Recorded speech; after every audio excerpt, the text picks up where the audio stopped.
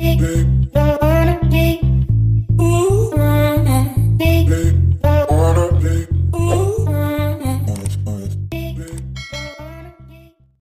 guys! Na-miss ko kayo. So, welcome back sa ating channel. Ito guys, ito yung unang vlog ko talaga ngayong 2024. And samahan nyo ako guys. Ginawa ko lang tong chicken guys. Ginawa ko lang siyang parang butterfly cut. Yan, yung anong tawag nito? Yung chicken legs, isiniwa-hiwa ko lang dyan para mabilis din siyang maluto, guys. So, ito, titimplahan lang natin to guys, ng asin. So, kung ano yung pampalasang available nyo dyan sa kusina nyo, yun yung gawin nyo. Ito, nilagyan natin siya ng paprika, smoked paprika. So, parang additional color na lang din sa ating chicken. So, kung wala naman yan, okay lang din kung wala. Kung may available kayo, go. Then, lagay tayo ng salt. Then, yung kanina pala guys, nilagay ko is garlic powder. Then, maglalagay lang din tayo dito ng isang kalamansi para iwas lansa lang sa ating chicken. And then, nag-add din tayo dito ng pamintang durog. And then, this time, guys, yan, lalamasin nyo lang siya. So, para makapasok din doon sa pinakalaman yung ating mga seasoning. So, kahit hindi nyo nalagyan yung the other side, lamas-lamasin nyo na lang siya ng ganyan. Okay na yan, guys. So, para lang pumasok yung kanyang mga seasoning na pinaglalagay natin kanina. And then, isa-set aside lang natin to guys. So, gagawin naman natin yung iba pang ingredients na naka-ready na. Then, eto na guys, meron tayo ditong sibuyas and bawang. So, normal yan. So, babalat na lang syempre natin yung ating sibuyas. So, kayo guys, paano ba kayo kare-kare? So, ayan, magagawa kasi tayo ngayon ng kare-kare. So, gigisa tayo ng sibuyas. Lalagyan natin yan ng sibuyas at lalagyan din natin yan ng bawang. Namiss kong magluto guys. Ang tagal-tagal kong hindi nakapag-vlog na nagluluto kasi talaga as in madalian lahat pag nagluluto. Last December, so wala talaga akong nagawang vlog. And ngayon lang talaga ako guys nagkaroon ng time makapag-vlog habang nagluluto. Actually, pinilit ko lang talaga kasi nga kailangan natin talagang makapag-upload. Alam niyo naman dito sa ating YouTube channel, 'di ba? So ayan guys, ayan ito tayo sa ating bawang. Dinice ko lang siya guys, pero meron tayo ditong food processor. Ayan, ginagamit ko to kapag kailangan ko siya ng medyo pino. So para hindi na masugatan yung ating kamay, ayan, ginagamit ko to.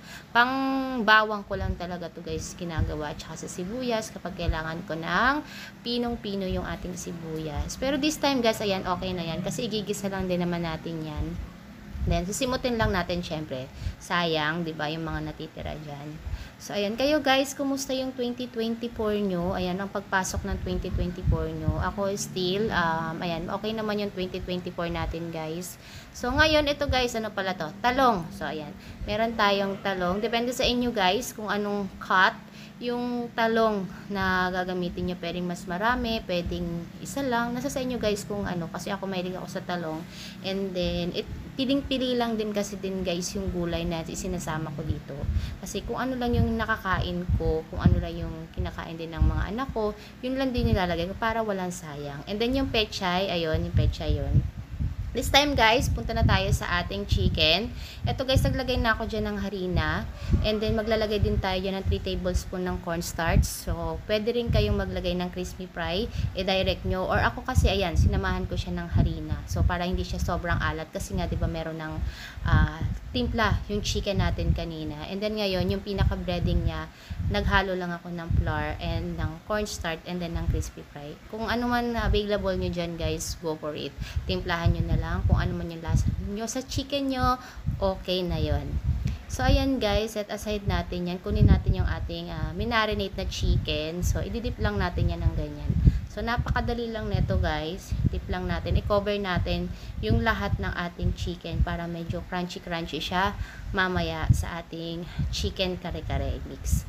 Ayan. So, ginanyan ko lang siya and then set aside natin yan. Nagpapainit na rin ako dito guys ng mantika. Ayan, nilagyan ko siya guys ng mga harina to check na mainit na talaga yung ating mantika. So, mainit na siya. So, ilagay na natin yung ating chicken. And then, i-deep fry lang natin yan. So, hindi nga siya talaga totally deep fry. Pero okay na rin yan guys. Sa pambahay lang naman din natin. Maluluto din yan guys, no? And then yan, golden brown lang natin, side by side. And then, magiging okay na yung ating chicken. So, ayan guys, golden brown na siya. Sarap-sarap. Ang bango na neto guys. Kasi syempre, alam niyo naman, pag chicken, tapos may crispy fry pa, ang sarap. Ang bango-bango ng, ano niya, ng amoy niya. So, ayan, hanguin na natin yung dalawa. Then, ilagay ulit natin yung mga natitira pa nating chicken. Tapusin muna natin guys yung ating mga chicken bago tayo mag-proceed sa ating mga sauce.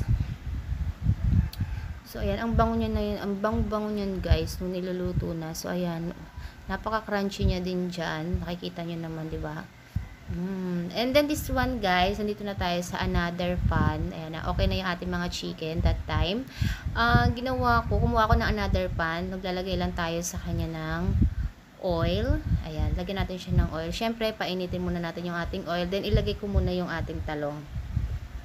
Pinirito ko muna, guys, yung talong para hindi naman siya ganun ka madurog kapag inilagay na natin siya sa ating sauce. Kayo guys, paano ba kayo mag kare-kare? Ako kasi ganito, piniprito ko muna yung talong. Yung iba, inuunan prito yung talong or nilalaga nila ganyan. So ako, pinry ko yung ating talong. So kanya-kanyang diskarte, 'di ba? Kanya-kanyang diskarte kung paano tayo magluluto.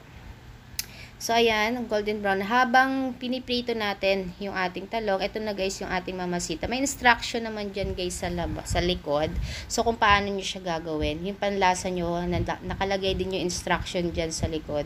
So, ako, kukuha lang tayo ng 1 cup ng water. Kukuha lang ako dyan ng 1 cup ng water.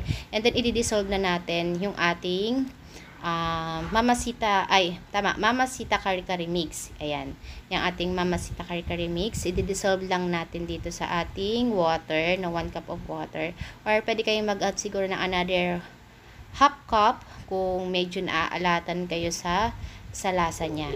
So ayan, i-dissolve lang natin yan guys. Ayan, habang di-dissolve na natin siya, isa-set aside na muna natin to guys, no? And then, balik na tayo sa ating talong na piniprito. So, this time, babalik na rin natin yung ating talong. Ayan. So, mabilis lang to guys. And then, kapag okay na, ayan, okay na yung ating talong, pwede na natin siyang kunin at iset aside. Ayan, ganyan lang guys, okay na yan. Then, hanguin na muna natin, one by one. And then, ito na yung ating kawali. Hindi ako nagpalit guys ng kawali. So, gisa na natin yung ating bawang at yung ating sibuyas. Ayan, lutuin lang natin, palabasin lang natin yung aroma ng ating sibuyas at bawang. Mabilis lang guys ang pagluto kapag lalo na meron kayong kare-kare mix. Napakabilis lang talaga magluto ng kare-kare sa ngayon. So, ito na yung ating kare-kare mix. Nakita nyo guys, na-dissolve na. So, ayan. Inilagay na natin siya. Then, pakukuluan na lang natin yan guys. Napakabilis na lang talaga ngayon. Hindi na natin kailangan dito ng peanut or ng kung ano man mga atsuete. Dahil nandiyan na yan lahat sa kare-kare mix. So, ayan. Pinakuluan ko lang siya guys. This time, pwede tayong maglagay ng chicken cubes. So, another pampalasa kung gusto nyo pa. Pero may lasa na kasi yan guys eh. Pero ako gusto ko pa yung talagang, alam mo yung chicken na chicken yung lasa niya. So, naglagay pa talaga ako dyan ng half ng cubes. And then, naglagay na rin tayo sa kanya ng paminta.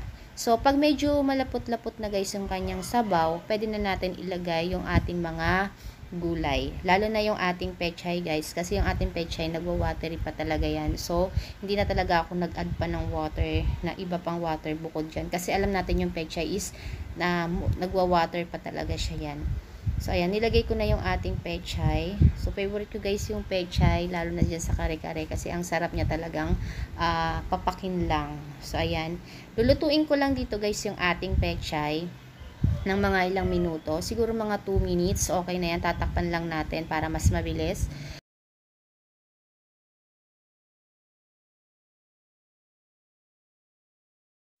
So, yan guys. Mga ilang minuto pa to guys. So, okay na yan. And then, this time guys, ayan, tinakpan ko lang siya. Then, after ng mga, siguro another 2 minutes yun, ito na yung nagkalabasan ng ating pechay. So, okay na to for me. So, ilalagay na natin yung ating piniritong talong. So, nasa sa inyo guys kung paano nyo siya ilalagay, no? So, arte-artehan lang tayo dito. So, ayan, nilagay ko na lang siya sa ating ibabaw para hindi naman siya madurog. So, ayan, nakakatakam na guys. Nakakatakam na yung mga moment na to. Ang sarap-sarap niya ng kainin. So, then, ilagay na natin yung ating fried chicken. So, ayan. Pwede kayong gumamit, guys, ng pork. Gawin yung ganito. Pwede yan.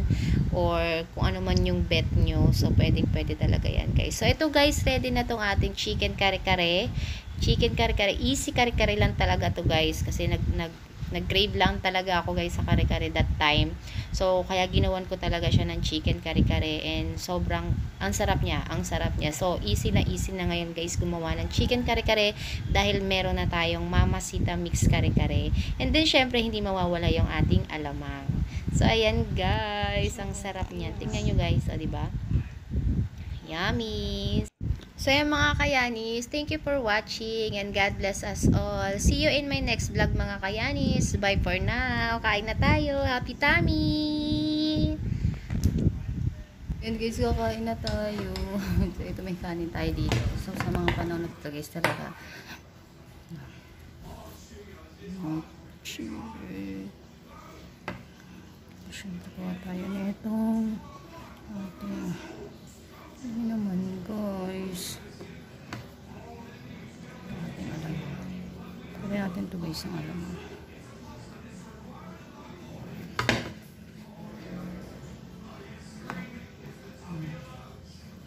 Grabe.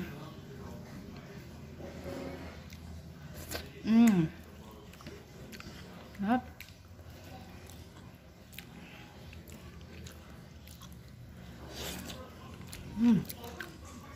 Ang sarap niya, guys, promise.